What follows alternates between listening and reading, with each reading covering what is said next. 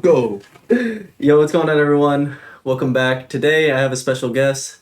Keru is here with me. If you didn't know, me and him had a track drop on the 29th of August called Pull Up on Bass Space.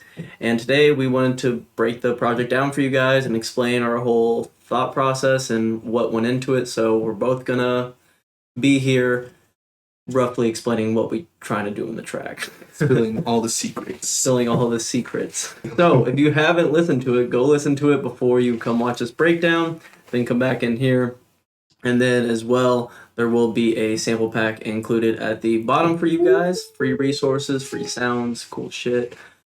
Yeah, so anyways, give this video a like. Remember to hit subscribe, and we're just going to jump into it.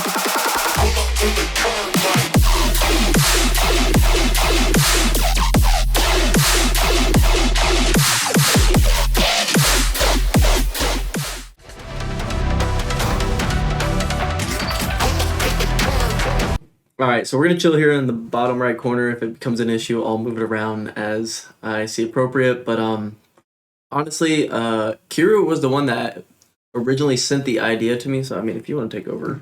Let's see. The track and explain. Well, I didn't really do much. All I had was basically a little intro right here, which I can play for a little bit and see the solo button. It was super simple. I think I used like some serum presets to start with those plucks. Made the Reese, so that one was mine. But other than that, it's like super simple stuff. And I hope that even though I'm talking, they'll be able to hear, right? Yeah, we're kind of the same level, so I think they should be able to hear it. Long story short, the intro that you hear in this reference is pretty much what we built on. Mm-hmm. So, like I said, if you've heard the track and all that, you're gonna understand that these synths, the plucks, the Reese are all in it, and that was the idea he sent. Kind of just the original. It's a very empty drop, but I'll show you the pre-drop of that. Super bare bones. I left plenty of space for him to just go ham on it. You'll hear right now. Yeah.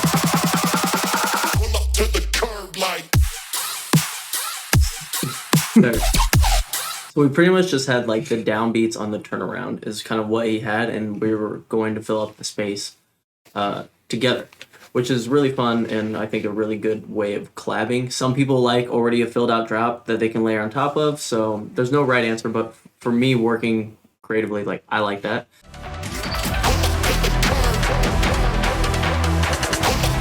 Talk about the intro. The intro is very simple. He already had the pull-up vocal, which I believe is an FN sample or something like that. I'm pretty sure it was an FN pack, in the FN pack. Yeah, so what I did was just literally just layered some stuff on top and just added some like ambience through this. Which just sits in the back, yeah, going back and forth. So you just kind of get the vibe of the track instantly. Nothing big there. As far as drums go, I did make this war drums, which is just different hits from different packs. And then one thing I really like to do with war drums is mess with the velocities, which you can see down here. I think it's really good, just like any percussion instrument, especially in like the war drums or drums that are not in your drop. Like adding velocity can add like a lot of tone to it. And like these are very distorted war drums. Like I purposely like rammed it through distortion because I wanted like that crisp. So it's kind of like a hybrid between an actual acoustic and synthesized. Mm-hmm. So it sounds like this by itself. Maybe alone it might sound a little too crunchy, but then once you put it into the mix and once it makes like sense, it falls back because the Reese also has some area that's ducked out, so it makes room for it there. And this is just how you go about mixing, is like you give and take in certain areas, and this is kind of what we decided on. So it's very fine there. This is just the actual stems of his synths. They're just bounced out and bent it over. And from there, just adding ambience to your track. Like it's just a down hit. This is his already effects in it. Sounds like a reverbed out version of the synth. Yeah, I think what I did here, it was just a pad, and then I placed I slapped an auto pen on it, reverse, kind of like side chaining it, right? Oh, and then I probably slapped on top like some kind of anything that just went and just looped it. So this pretty much just carries through the next 24 bars. Honestly, the big change is we add the vocal to the bridge at 25, which is just simply.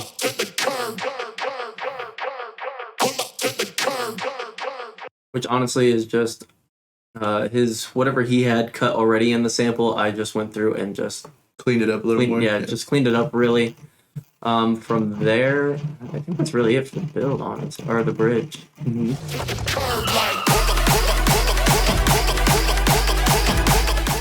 The build is literally just a typical build. We added in, or he added in like a repeating snare.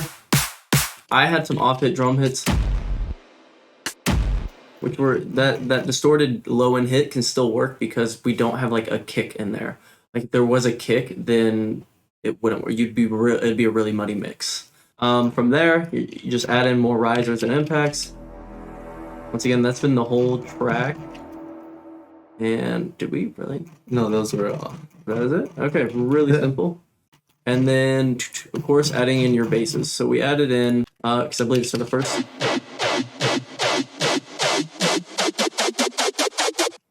And it's always important in a build to have some sort of element from your drop to mix in, because your build is always going to be like the connection between your drop and your intro. Like, just trying to tie in elements, fading out your original and bringing in your new ones is always important. There's 1,000 ways to do it. This is just the way we went about it, just introducing the bass in the last, looks 3 bars before the pre-drop. Anything else? Anything crazy here? I think if you just washed it out, I believe. And then we just had that. And a couple of snare hits. Right. And then the washout, of course, I think it's probably ran through drop since it's on the channel. So there's the EQing it in. I don't think, can we see other stuff? From back to front, washout, and then probably being pitched up. With the frequency shifter, right? Yeah. Yep, just being pitched up. So, Personally, I like to use a frequency shifter over the stock like pitching within the sample. I don't know, sometimes there's like artifacts, and I kind of like the roboticness that comes out with the frequency shifter. So that's just like my personal take. I agree. I also like doing that sometimes with vocals because it does have like weird. It's not as clean when you use frequency shifter. Yeah. And it works. And honestly, you'll see in the drop here, frequency shifter is used in multiple ways. How we get like a lot of bass effects done, and it works out. So in full, I think that's really the intro. Honestly, it's really not a complex one. Pretty just standard dubstep. Mm-hmm.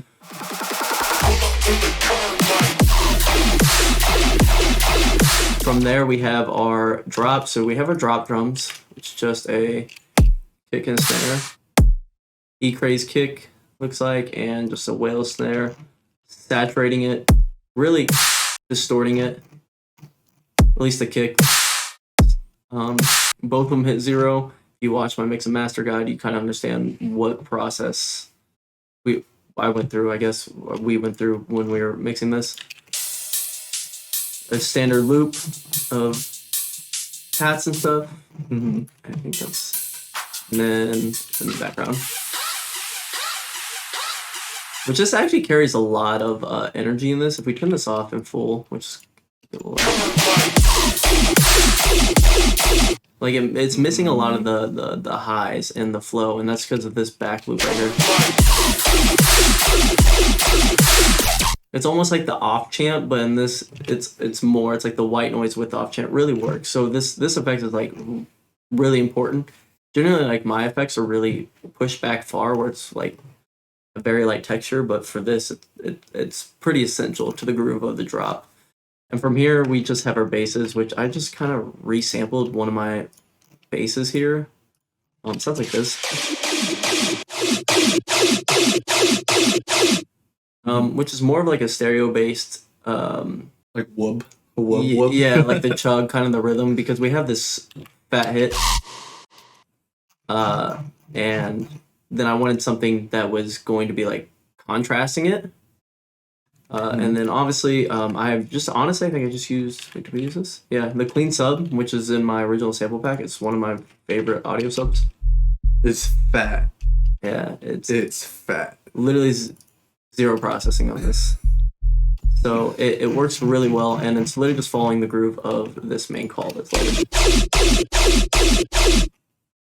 And for the people that want to hear the layers,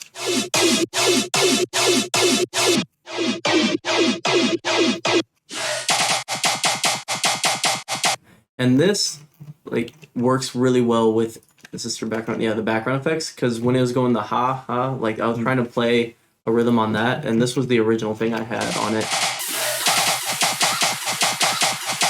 But I originally ended up making it a little more stompier, and that's when all the calls came together. So we did that. I think that's it for the A section, besides these downbeats, which are like clipping pretty nicely, but it's getting rammed into a soft clipper. So even though it is at 0, like the distortion adds a lot of nice texture. And in context, you also can't hear the initial from the sidechain here as well. One thing that I tend to do is understand like where my sidechain is coming in, understanding it's usually about 1/16 of a note if it's like a standard like dubstep kick, and knowing like if there's a weird artifact there or something like I'm with the sample, not necessarily in this one, but like if you had a click or something say in your sub at the beginning, you don't have to worry about it because that stuff should theoretically be being fully ducked. That's one thing I look forward to whenever we're like going through this, but not an issue. And his has his own low end. That's why we cut out the sub there. I think this is just mainly an audio lot for the most part. And I think it's just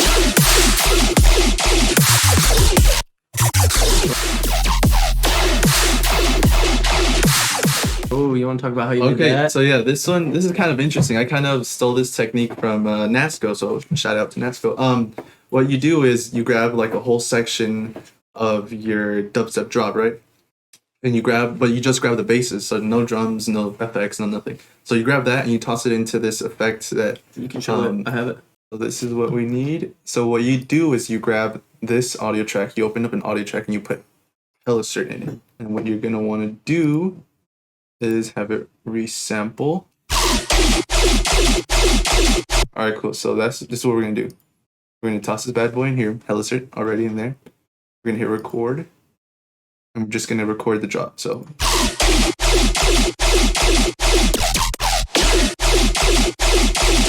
okay, there. I'm just gonna leave that part out, right? Okay.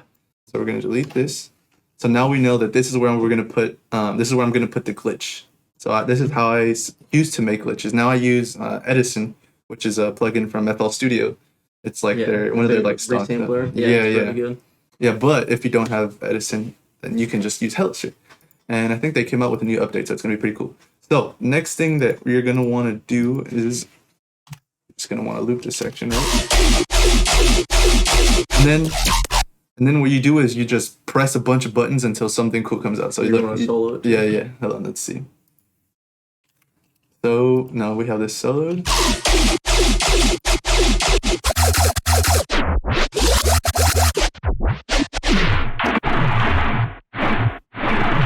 And what you do is just you play and resample that as many times as you want. You can even resample the resampled sample thing. You can just stretch it, shorten. Yeah, play with Complex Pro textures.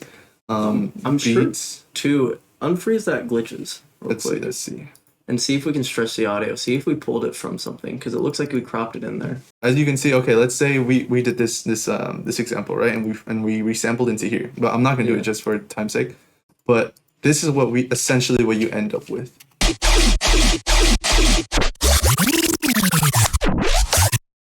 That's essentially what you get. Yeah. And then you can use that and then just place them like in really specific spots and in places that like make sense. And it just like it sounds so fucking good. Or can I say bad words? It sounds really good. You just gotta play around with it until you find something that's just like And then you just find a little spot or a little pocket to put it in, and then you're just good to go. Yeah. It's a really, really good tool for resampling in general and getting just crazy like out of time fills, since it works in hertz and all that stuff. Like it's a really, I think, undervalued plugin. I just don't think it's really that known. But when you showed me it, because I didn't even know until he showed me it, and I was like, "Yo, let me play with this." And it was just it's a really cool plugin that I think, is being slept on. But yeah, so that's how a lot of these fills came out. Gun, even that. But yeah, and then from here we just literally go from a groovy to a stompy method. When we layered it, I'm assuming. Once again, we're still following all this together. So together.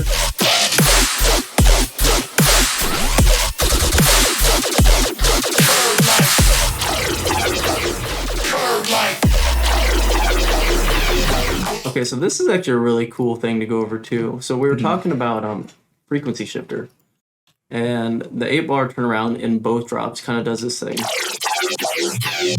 which is literally just taking your frequency shifter, and if you mess with the dry wet, it causes insane phasing because you're like putting it up in hertz and down. When you try to mix it, it gets confused and it's just like, oh yeah, it gets really bad. So without frequency shifter, but if you want to add more movement, you can mess with the pitch and the dry wetness at the same time, kind of like what's happening here. And the more you change it, so say if we go 70, you get a completely different rate.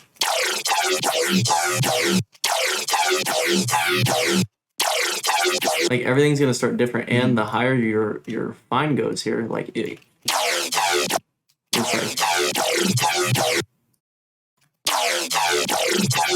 as you get closer to the original, it's gonna cause more of that phasing, that kind of phaser, bubbly style, whatever you want to call it. Yeah, you just gotta tweak until you find like the perfect setting for your bubbles. Yeah, exactly, and it worked really good. So that is a really good way to add like texture and movement.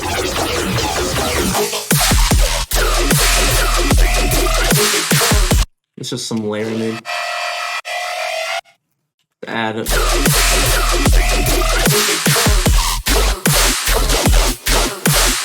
And from here, we're just repeating the 4-bar by just changing the kind of like the B section of that 4-bar. Yeah. Yeah, the B2, right? And once again, we have a more. I'm pretty sure that's Hellraiser 2, right? Yeah, that one was an Edison. Yeah, because since I had Edison and I sent this over. Yeah. Okay. Yeah, but and then still from there, that's really drop 1.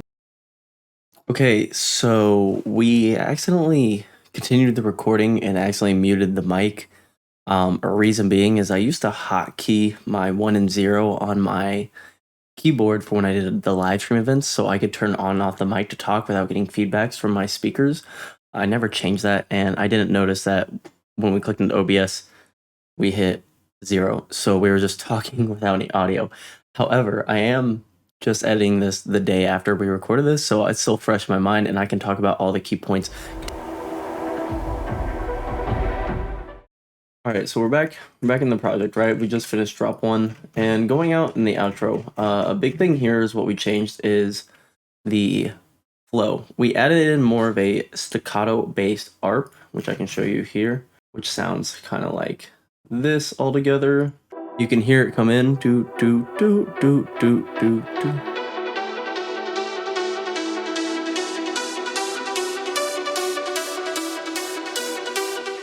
Right, so we're making that come in. Once again, it is in the drop, so we want to relieve some of the space. That way, in case someone wants to mix in or out of the track, you have a perfect opportunity. And also bridging the audio.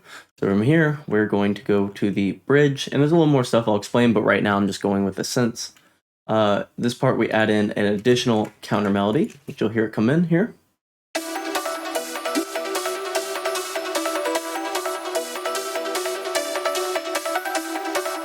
Right, and that's just to keep things fresh. So that second ARP you're hearing, that's a counter melody, is actually just the original melody put into a new instrument. And this is a really good thing you can do often, which is just taking your melody and changing the sound in your breakdown and all that. It's so commonly done. A lot of people do this, like Ray Volpe, Nasco, Blank, all this. They take the same idea and just make it fresh with the sound. Just kind of like when drops, you know, if you're doing like very bro steppy style stuff, if you have the first 8 bars doing a rhythm and you want to continue doing the rhythm, you just change the sound and it sounds new and it sounds like, drop it. Get the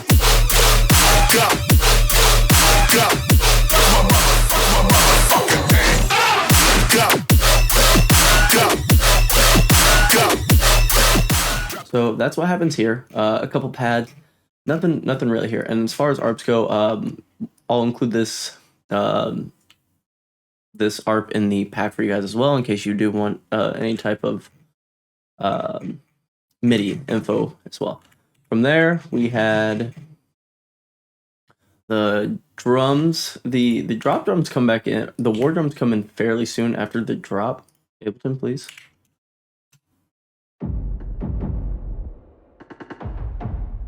They're washed out until we get back to here. Then they're once again slammed, right? So you have, it's just kind of in the background. You don't really notice it as much. And kind of like everything in this breakdown, everything's just kind of being pulled forward, back to front, open the envelope up, and kind of bringing you back into the space. From here, I think that's really it. Maybe some effects. A lot of impacts and stuff to create downward tension. I think you guys probably understand how impacts work. One thing I will say that I see common mistakes when stacking impacts and downriders and all that stuff going on drop is to isolate your low ends. What is going to be your low end? You should have one main focus of a sub. See this VR effect with the low end, that would be very distorted, but it looks like this is the low end guy. Yep, so everything else shouldn't have low end.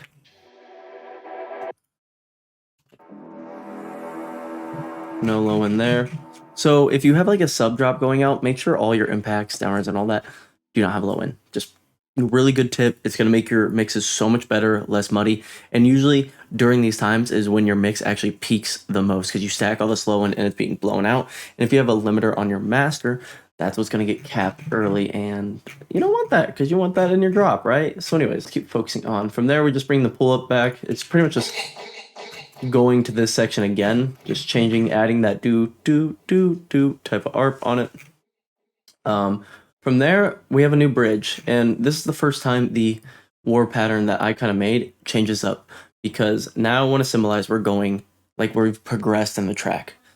You've already heard a familiar beat, now it's time to change it with the synths, and it's just adding like a little rhythmic hit, so it sounds like this. And that's going to go with the synths as well that are playing the dun dun dun, and you have the top one, and we also have our Reese back, and just some atmospheric stuff. So really the same stuff, and we still have pull up in here, the same exact pull up from before. So like I said, if you heard the track, now we have this.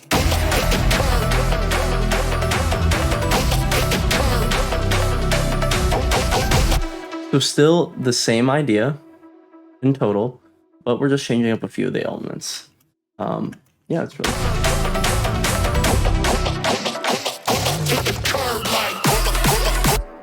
Once again, the same exact buildup.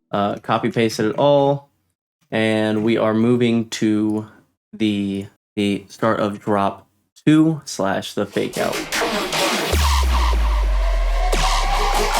So for the fake out, it's actually very simplistic. Probably one of the most simplistic ones I've done, which has just this main bass hit of Keru here. And we just have it echoed out. One thing I love doing is using echo. I think echo is one of the most underused things because I think people normally go to delay first, but echo is so strong because it's like not as a prominent of a delay, and it has a lot of space built into it. So it sounds like this when you add it. So without echo,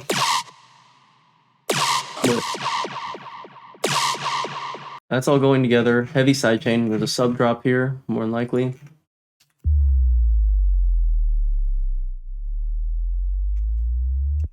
And just one kick at the beginning is, oh, no kick at all, sorry. And this is snare buildup.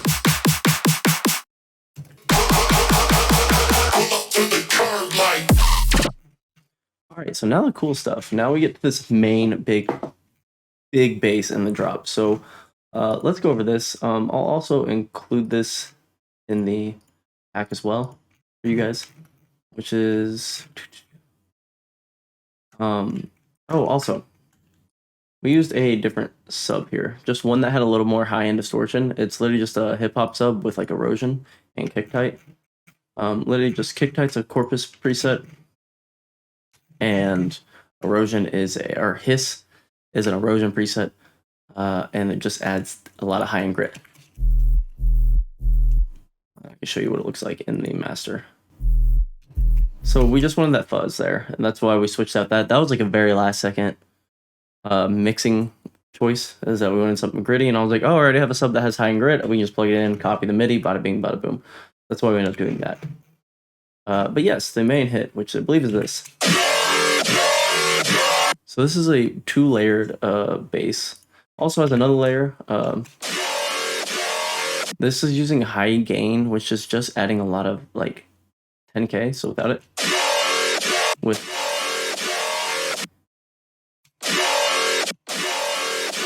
I think it just adds more air and a lot of ozone imager to also just add space. This one is literally just the same exact thing, but reverse, because it makes it go down while it's going up, and it created this really cool like push pull. So it's really cool. Those are all the layers stacked, and now this will probably kill my CPU, but let's go into it and show you the actual patch. I'm not going to deep dive it too much because, like I said, I'll just include it in the pack for you guys. But it's one of my growl tables, and 4088, which is pretty stock, and it's a pretty simplistic patch. There's a lot routed, but like simplicity, it's only 2 LFOs that are doing all the work. This one's doing all the movement with filters and all that stuff. And it's your traditional sustain. You have that, well, it's on trigger actually, but usually you'd have it on like envelope and it would just hold if you're doing one note. Since this was doing multiple notes, I had it on trigger.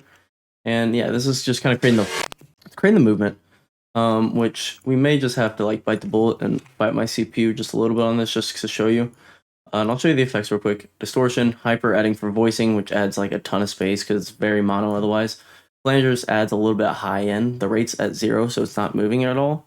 Phasers adding a little bit of tonality. Chorus is adding even more space. EQ's doing shaping, and then combs is actually adding the full thing, so without combs.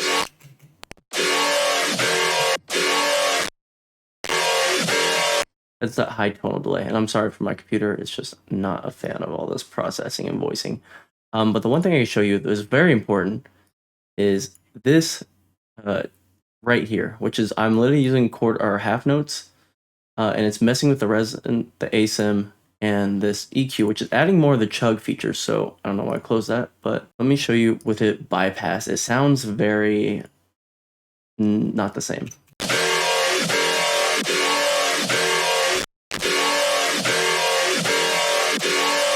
So it's adding that yawn, almost like the push-pull aspect to it. And I don't do this on a lot of sustains. I just tried this on this, and it sounded really cool when I did it. We ended up going that route.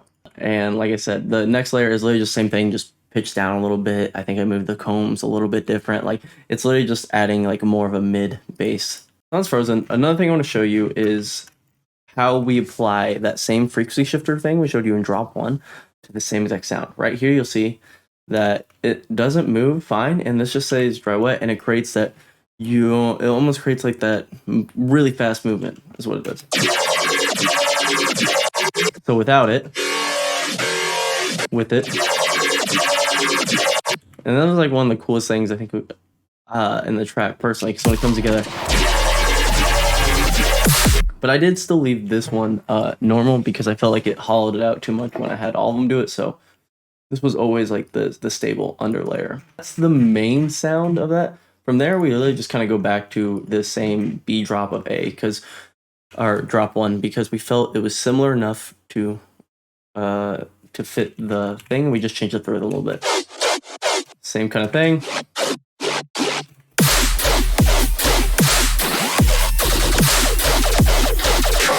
Yeah. And so the biggest thing is probably this final turnaround here. It's pretty much hit, and the last 2 bars are just kind of a ton of fills going outward. So in context,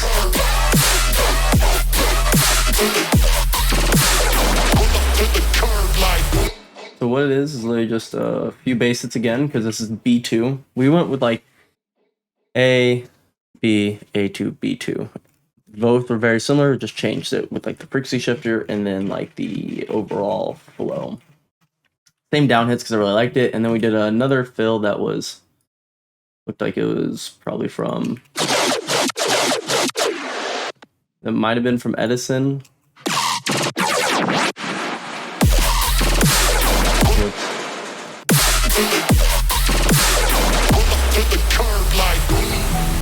Yeah, and we just had some layers underneath. This is one of like Keru's main signature basses. I remember he said like he used it in every one of his tracks one way or another, so. So finally, for the outro, I told Keru we should do like some melodic change of pace. Like we should just change it up and just kind of have like a nice feel good outro. Cause he likes doing like melodic stuff, I do too. He is really good at writing melodic stuff really quick, however. So he did this.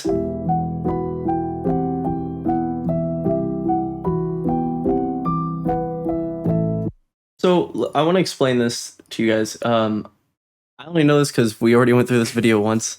And let me actually move me over here for you guys. Now I'm out of the way. Okay. So how he likes to write is he'll always take his bass, his root note of the track. Not always, but in this instance, he took his root note, which is E, because this track's in E minor, transposed it up 2, and just made a consistent quarter note the whole time. From there, he took and went up another octave, and then added G is what, the third or whatever. And he kind of just plays stuff in between. I'm not sure how he came up with the stuff in between, just feeling it out. But the bass line's already from our main synth, so we didn't have to rewrite that. We just took that, I think, from the Reese or something. From there, he liked to do his ARP, and one of his special tricks he likes to do, especially like at 9, is he likes to double layer his ARP. If you'll see, he just moves it up 1 octave, and it creates this really cool, like, dissonance.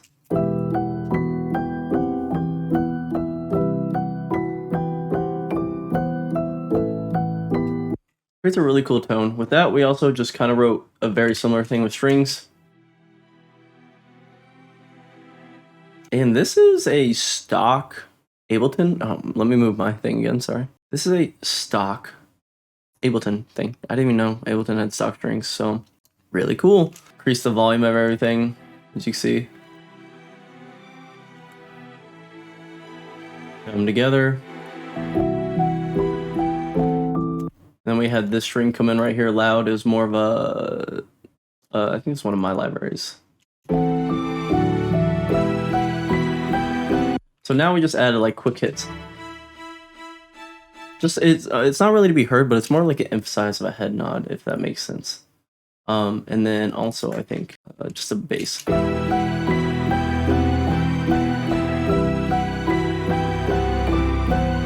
And everything's just kind of crescendoing outwards until we hit this final peak, which is just took a ton of piano notes, and then he just took them off grid and just slid them up to create this.